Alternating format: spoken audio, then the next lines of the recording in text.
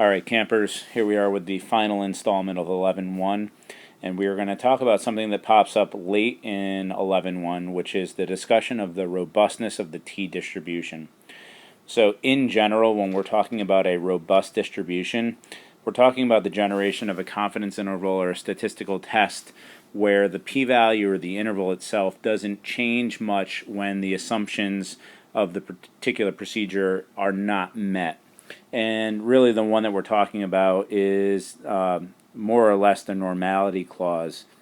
So remember that we've been talking about this issue of normal enough. Do we have a large enough sample size to reduce the tail area in our distribution?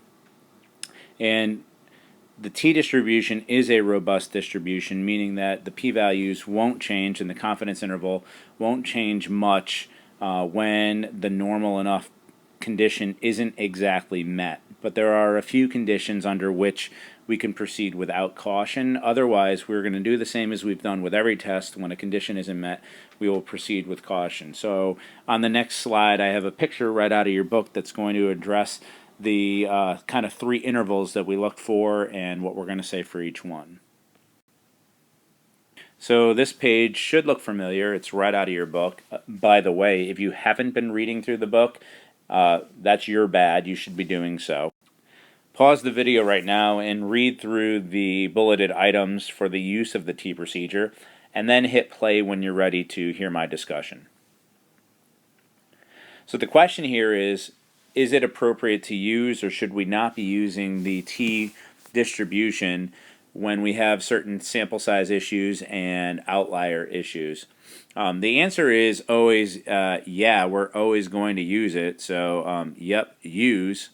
But whether or not we're going to proceed with caution with that use is going to be the issue. So there are just a couple of things that I want to point out to you here. They're sample size induced. And when we talk about really small sample sizes that are less than 15, and that would be really small, we can only use the T procedure if it is a close to normal distribution, and we can check that with either a normal probability plot or graph. And then there's clearly no non-normal or outliers present in our set of data. So we have to have a very kind of compact set of data to use the t-distribution for sample sizes less than 15.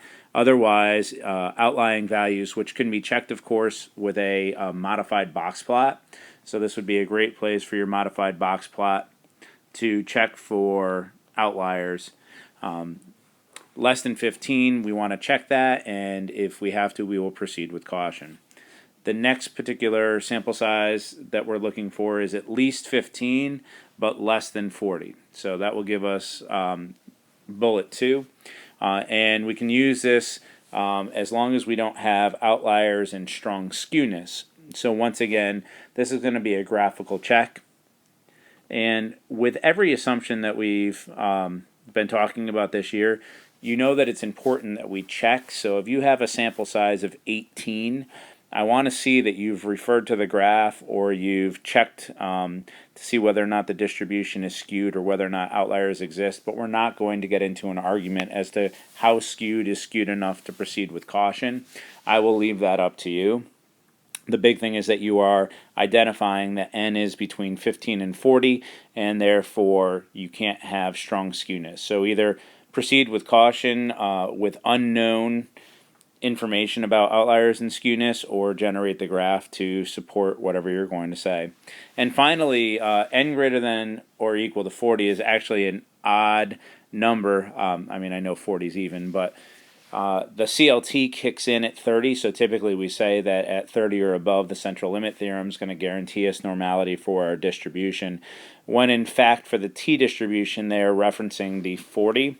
My guess is that at 30, when you claim the central limit theorem, it's going to override the large sample clause of the t-distribution being robust, and you'll be fine. So once again, this is one of my kind of picky disagreements with the book, that if we're going to claim the central limit theorem at 30, then regardless of whether or not we have outliers or a non-normal distribution or even a skewed distribution, we're going to go with 30 or above as the central limit theorem. So I would say at this point for us, let's cross the 30 out and make it cross the 40 out and make it a 30, and we will claim the CLT at that point, and then you will be safe. So later on in the chapter, when you're going into the later problems before you move into 11.2, go ahead and look at the robustness of T and use it in your conditional checks for normal enough. I'll expect to see it for the later problems, especially when you get to that 11.1 problem set where you've already crossed this threshold. You should be referencing it in all problems from here on out. All right, thank you very much. I'll see you in section 11.2.